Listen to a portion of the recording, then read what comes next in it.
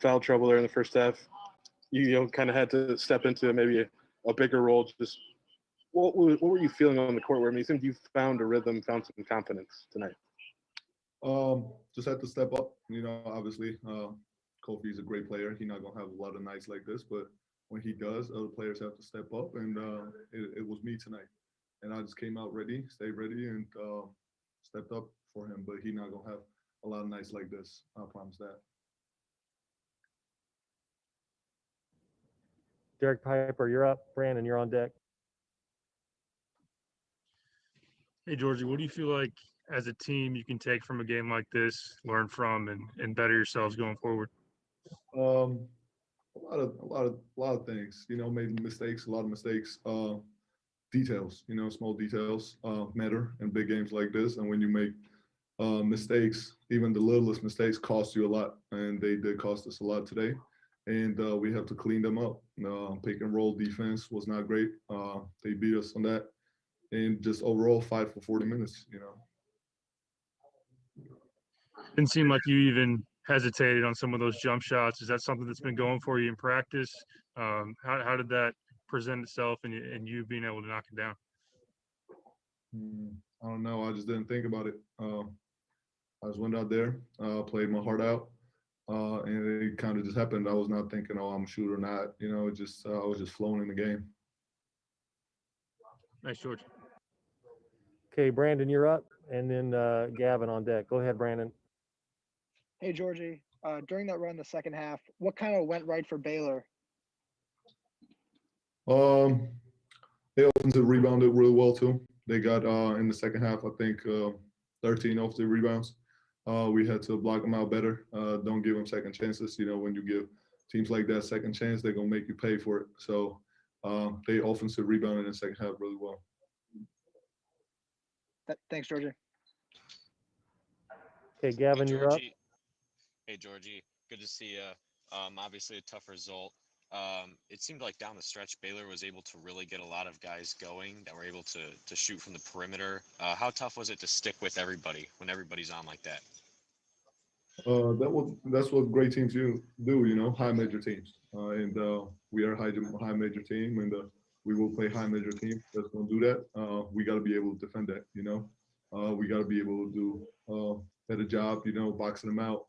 And don't let them get a second shot, because when you give them first shot, it's already hard to defend them. But if you give them a second chance, it's even harder. So as high major teams, that's what they do. That's what we do. So that's high level college basketball. Thanks. Okay, Alec, and then Gino. Go ahead, Alec. Thanks, Kent. Hey, Georgie. Obviously, this Baylor team last year was potentially a number one seed. What did tonight show you that maybe you guys need to do to get to that level? What you mean? Last season, they won 23 straight Big 12 games. Looked like they were a potential number one seed. Return a lot of those same players. Just to get to that level, what do you think you guys need to grow on? Who, us or them? You guys, yeah. I think just clean up, as I said, clean up little details, little mistakes, and I think we are right there. We are number 5 team in the nation, so we are right there, 4 spots. So we just have to clean up those little mistakes that we made. And we obviously know, Trent not gonna have a night like that with 6 turnovers. Kofi not gonna have nights like that. Playing like that. Ace not gonna shoot 2 from 11. Those games. So we are right there, man. So we just have to clean those little mistakes up, and we're gonna be good. Thanks, Georgie. Okay, Gino, and then Matt Stevens. Go ahead, Gino. You're on mute, Gino.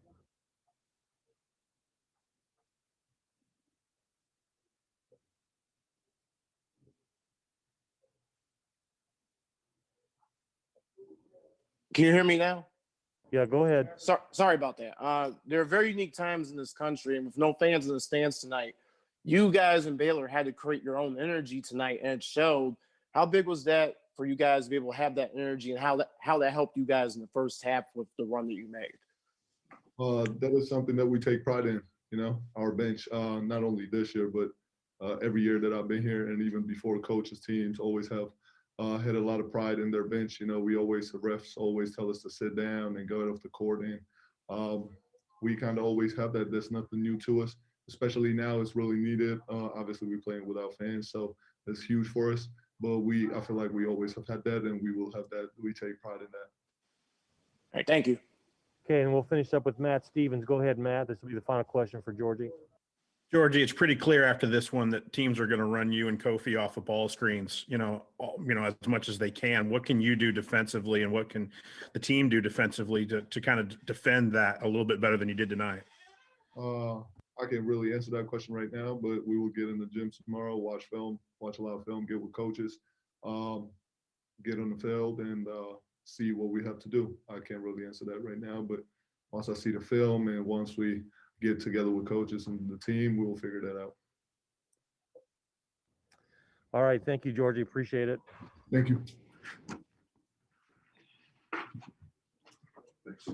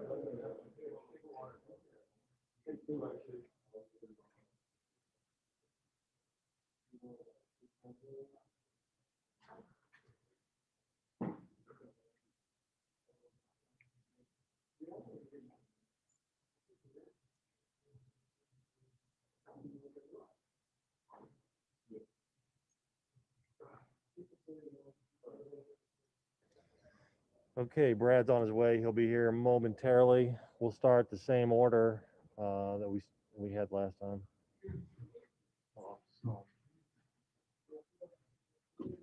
Did you get G back, or did he walk back? Yeah, okay. he's Okay, Kent. Quick turnaround. Coach, if you want to start the statement. Statement, and we'll open up for questions. Yeah, it was a dogfight for a good portion of the game. I give a lot of credit to Baylor. There's a reason they won 23 straight, and they showed their tenacity, their toughness, their heart. And there was a 4-minute stretch there. I think we're tied 43-all. Both teams are fighting and grinding, and nothing's easy. And it was loose balls. And where we were so good in the first half and being really kind of dominant on the glass in that first half. And then the second half, right in that stretch, everything flipped. And that got them a couple of clean looks at threes. Then we had a turnover or two. And I thought Flagler for them was instrumental coming off the bench. But it was a frustrating night. We're not going to win many games when Io goes 6 of 18 and Adam Miller goes 2 for 11 and Trent has 6 turnovers. That's a tough night for our guards. But I did find out I love our freshmen, and Adam's going to be just fine. I'm really proud of Andre Curbelo coming off a concussion. He has not had a ton of practice time, being out 8 days with a concussion and then tweaking his ankle, didn't practice most of the week. And then I thought Coleman Hawkins was terrific, and I saw some grit in him. So Georgie was outstanding. That's old Georgie that we all know and love. And in a game where Kofi was really a non-factor because of early fouls, Georgie gave us a nice lift. So all in all, it was it's a great opportunity to learn. We saw some great guards who are veterans, and it was great for our young guys. And I'm disappointed in our loose balls in the second half, but and that was the ball game. But again, give Baylor all the credit for that. Okay, we'll open up Derek Piper first, Robert Rosenthal on deck, and Brad Sturdy in the hole. Go ahead, Derek. Coach, you mentioned Georgie there. What did you see out of him tonight with his mindset, his approach? What allowed him to have that success tonight? Derek, I sat in the lobby. I went on a couple of walks today. It gets pretty tough sitting in hotels for a 10 p.m. game, and went on a couple of walks. And then the last one I came back, and Georgie was just sitting there. And he was talking about how uptight he was and nervous, and he had butterflies and how much he loved that. And he loves these big games and those moments. And so I knew he was ready. And, I think any really good player gets excited for these games and has some butterflies. And his focus was incredible. And we got him the ball. We kept trying to get him the ball in the first half. But when he caught it, it was either a foul or it was a bucket. And defensively, he played great as well. So I'm really excited about moving forward with Georgie. This is one of the best defenses in the country. What did you see about the way they attacked Io and made all of his looks tough, and obviously didn't allow him to force him into a lot of tough looks? Well, Io better get used to that. Io's going to see that all night long or all year long. These guys do it at a little different capacity. They switched everything and really jumped him on the sideline and kept us pinned there. Most teams don't have that kind of firepower to do that. But again, Mitchell's an incredible ball hawk, vital. Is plays so much bigger than he is, and so athletic and strong. But again, it was them. We knew it was coming. We probably over dribbled, trying to do too much. But we got to get the ball popping, and we'll clean some of that stuff up, Derek. Thanks, Coach. Okay, Robert, you're up, and Brad Sturdy on deck. Go ahead, Robert. Coach, you talked about that stretch in the second half. Specifically, it was 56-51, and they scored 7 points in 28 seconds to make it a 12-point game. You took a timeout. What was your message in that timeout? Just settle down. I thought if we could continue to get some stops, that we had an opportunity to get back in it. They've kind of shown that tendency at different times.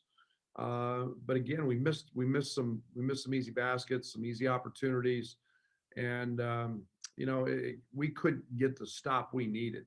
We messed up a couple ball screen coverages that let them get a couple easy looks. We would score, and then they would come down and score. And again, they controlled that. And first half, they didn't get any of those looks. And again, I think that's one of the things where our young guys got to understand it's a fight. You can't make defensive mistakes, and if you do, a guy like Butler or Flagler, they're going to take advantage of you. Thanks. Okay, Brad, you're up. Scott Ritchie on deck. Go ahead, Brad. Coach, Andre Crivello against arguably one of the best defenses in the country is able to get in the lane and attack. What does that show, about how he's grown even in the last week, even if without practice, how he learned from film going against a team like this and having the ability to, create so much against a great defense? Brad, he's elite now. And I'm just throwing that out there. He's really good. And I'm so encouraged by that. And we see it in practice when he's been healthy, where it's been scary. And so I'm excited about that for the future, because he is really a load to handle in ball screens. One defender has a hard time with him, and he's such a good passer, and that gives us another option. And again, moving forward, we'll continue to see guys load up on Io, and I welcome that challenge with Crivello and what he's capable of. And that'll be fun to see as he continues to grow. Okay, Thanks, Scott, Coach. Scott Ritchie, you're up, and then Brandon on deck. Hey, Brad, kind of revisit there where Baylor's lead got to double figures. So how disappointing was it where it came with second chance three, and then off a turnover where they were able to generate some points off of mistakes there. That's what they do. That's what they do. That's what good basketball teams do. You can't turn it over. I don't know what we have, 12 tonight. I think we had 8 at half. Tritt had an extremely unusual night for him. He usually doesn't let that kind of quickness or athleticism bother him, and got a little too deep. But again, that's a tribute to them. But again, you have a turnover, you miss a ball screen coverage, you give up a second chance. And that's all we've been talking about was 50-50 balls. That was our whole key for the game, was winning that battle. We were incredible the first half. And again, it's tough when we got 1 defensive rebound from Georgie and we got 3 from Kofi. We're not going to win many games with that. With Georgie having kind of this throwback performance, reminiscent of his freshman year, just how much was that needed for him to step up into the opportunity created when Kofi was in foul trouble? That's what really good teammates do. And I've been saying this all along. Kofi's a tremendous player. We might have the best backup, and we've played them opposite each other almost every day in practice, just early on because of injuries and not having Jermaine, not having other guys to go against. So as I threw out there late, we'll start being able to play some of those guys together, both those guys together again. And I think every time Georgie catches the ball in the post, he's going to score. So, I like having that option. Thank you. Okay, Brandon, you're up. Joey Wagner on deck. Go ahead, Brandon. It was a kind of an off-scoring night for Kofi tonight. How can you guys kind of get him going next game? Keeping him out of foul trouble would help. I mean, it's really that simple. I mean, it's sometimes it's really, really hard to find that mojo again when you're when you set so long. I think he played 6 minutes maybe in the first half, and the positive thing was that Georgie played so well, I didn't need to bring him back in, and I was prepared to bring him back in with 2, but Georgie was fantastic, and I was able to keep him on the bench. But that's tough, and that's part of growing up and understanding you got to stay dialed in. And again, they did a lot of good things to take him away as well. And then Davion Mitchell had 15 points and 4 or 5 from 3 with 7 assists. Were you surprised with how well he shot the ball tonight? No, he's a really good player. The only thing he does poorly is free throws. He's an elite defender. He's one of the best in the country. He makes open shots, and for whatever reason, he's a 50% free throw shooter. But he's a really good player. He's the heart and soul of their team. And when you got guys like Tig, and you got guys that Butler and now Flagler, man, that's some pretty good weapons to throw the ball to. So he's a good player. Okay, Joey, you're up. We're going to try to be quick here. Go ahead, Joey. Hey, Brad, when Baylor gets up 8 or up 10, does it feel like being down 8 or 10 to other teams with the way they play defense? Does it feel like more? I guess, what's that like from your view? No, it didn't feel any different. I thought we still had opportunities. We had to get stops, and I mean, we scored enough in that stretch to be able to kind of work our way back in. And they missed a free throw here or there, and yet we could never get the stop we needed. And during that stretch, we're going to go back in film, and we'll show our guys tomorrow. It was 3 or 4 just blown ball screen assignments that we didn't handle, and and then there was a lob dunk again, and that's off a blown ball screen. We were trying to do the same thing they were, pin them on the sideline, and we just didn't handle that very well. Okay, we'll go with Matt and Nico, and that'll be wrap it up. Go ahead, Matt. Brad, you've mentioned ball screen defense repeatedly. I'm curious if that's something that's still evolving with your team, or is that something we saw tonight out of character from what you've seen every day in practice? We've seen elite guards. Let's not forget Jason Preston's really, really good as well. And our bigs got a responsibility in that as well.